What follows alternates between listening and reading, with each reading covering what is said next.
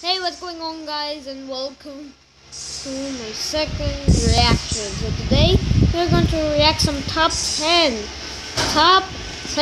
So this top 10 is called Top 10 Things You Missed in FNAF 3 Teaser Trailer. Okay, so I just planned something like that. So yeah, let's get started. In bed.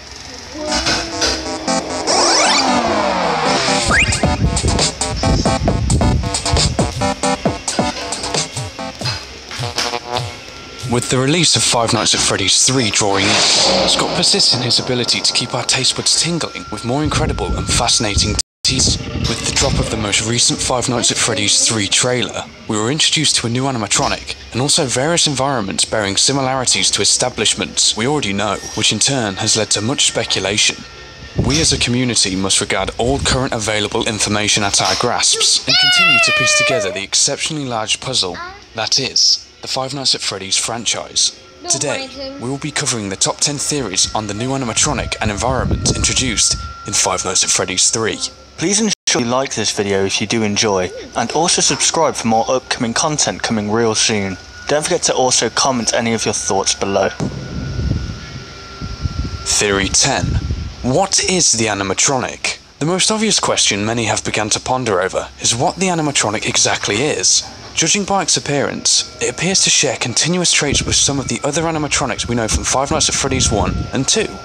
However, some of the more obvious features, such as its distinctive ears, are similar to that of the animatronic Bonnie.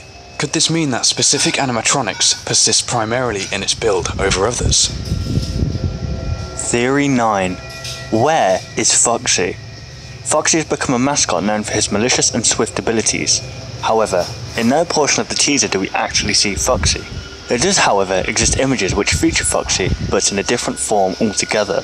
Vibrant light shine from within his facial details, projecting light into the surrounding halls. Whilst Foxy doesn't directly appear to be an animatronic, his features, and also soul, looks to have remained. Theory 8. The mystery of the arcade room. During one of the shots shown in the new teaser, the camera pans down a darkened and gloomy hall, showing another room that exists at the other side of the hall. With consideration to specific pizzeria details such as the stars and also camera position, we can know this hallway to be that of the East Hall within Five Nights at Freddy's 1. We have never seen the hallway from this perspective, which in turn means we have only discovered the existence of this arcade area now. Is it possible that this arcade is perhaps the source of the random music we frequently hear in Five Nights at Freddy's 1? Theory 7. The time era of Five Nights at Freddy's 3. The Five Nights at Freddy's 3 teaser trailer shows a little of each pizzeria. This leads to the question, when is Five Nights at Freddy's 3 set? With knowledge of the style of writing Scott addresses within each of the title sequences that appear on screen, we can be led to believe this is a sequel. This could mean that we are in fact witnessing flashbacks of the various pizzerias, which in turn showcases important information we have missed, and also tells us that this new animatronic has existed in all of the pizzerias all along. Theory 6. Bonnie is linked to the purple guy, a theory many look past, but some observed. The new animatronic appears to have many facial details, which are similar to Bonnie. In the newest Five Nights at Freddy's 3 teaser, it is made apparent that Bonnie seems to hold key potency in terms of importance within the Five Nights at Freddy's 3 plot, within some form or another. Based upon Bonnie's colour, and also what we know of the purple guy, there could well possibly be a blatant connection between the two we've all looked past. As bizarre as this theory sounds, anything currently stands.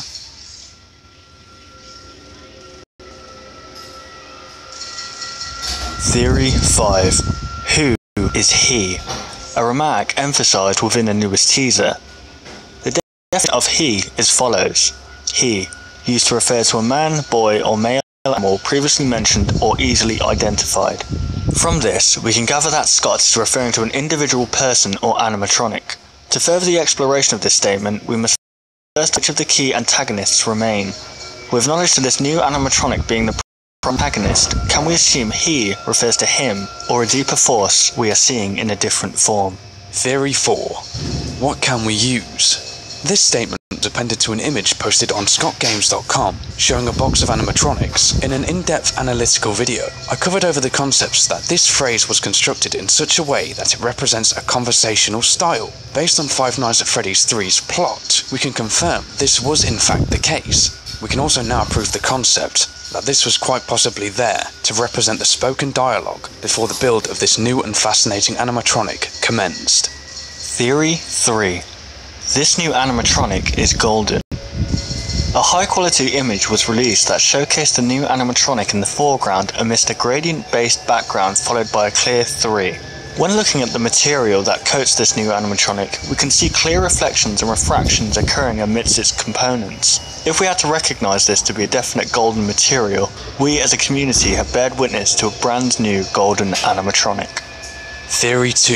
The connection between Bonnie and the animatronic. With careful observation to the events that occur throughout the teaser's airtime, we can confirm that there is a distinctive correlation toward the new animatronic and Bonnie. But how? Throughout the trailer, we see many posters of Bonnie scattered through the Five Nights at Freddy's pizzeria on the walls, and he appears to be the most prevalent character. The more important segment of information, however, is the smooth pan we see on the Five Nights at Freddy's stage. As the camera pans, we can see the animatronics in a dormant state. That is, until Bonnie slowly averts her eyes toward the camera and looks directly into it. Now I ask, why is it that ironically, Bonnie appears to be a purposefully made, dominant character, and also the new animatronic possesses the head of Bonnie? Theory 1. We know who he truly is. This theory inherits the idea of a previously created video by myself discussing the in-depth theory of why the marionette is the cause of everything. With notice to the fifth theory, we understand that the usage of he can represent something previously mentioned or easily identifiable. At one shot during the sequence whereby we see the new animatronic twitching uncontrollably, the shot seemingly ends on its eye. We see the deep white circles within its eyes, which can most certainly be linked to the marionette's appearance. From the game synopsis, we read as follows. At first there were only empty shelves, a hand, a hook, an old paper plate doll, but then a remarkable discovery was made. We have never seen this animatronic before, so there is a high possibility this is not the he it refers to. The marionette, however, has been established in every working title through hints. We as a community have recognised the marionette to be a primary driving factor in animatronics and their behaviour. Another driving force is the shape of the animatronic's body. He is distinctively taller than all the other animatronics with thinner arms and legs. During the sequence whereby the camera zooms into the animatronic's upper torso and head, we can see a thin neck and also a very rounded head, similar to that of the marionette. With observation to the posters on the wall, we can gather that all of these animatronics still exist. We can see their dismembered components within a box. We see the marionette posted upon the wall peering through the slightly uplifted gift box, yet no marionette is within sight. So now, we will pose the question to you as a community. Where could the marionette be? Thank you for watching our latest video. If you enjoyed the content, be sure to show your appreciation by liking the video.